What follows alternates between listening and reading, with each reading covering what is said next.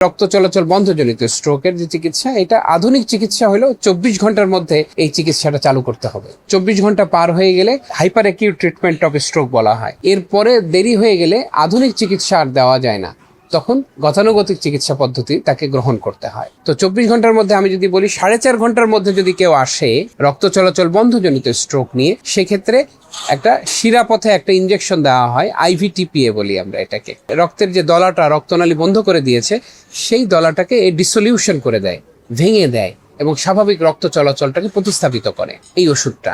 এবং এটা কিন্তু শিরাপথে দেওয়া সম্ভব, যেভাবে আমরা স্যালাইন নেই ঠিক এইভাবে দেওয়া সম্ভব।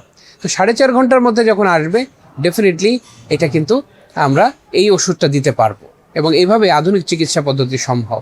আরেকটা হলো যে কেউ যদি 8 ঘন্টার মধ্যে আসে, বলা হয় কোনো ক্ষেত্রে 16 ঘন্টার মধ্যেও যদি আসে, কিছু কিছু ক্ষেত্রে 24 ঘন্টার মধ্যেও যদি আসে, সেই ক্ষেত্রে আমরা 4.5 ঘন্টার পরে আসলে আর তখন আর এই শিরাপথে ইনজেকশন দেওয়া যায় না, দিলে হিতে বিপরীত হয়, রক্তক্ষরণ হয়, জটিলতা হয়।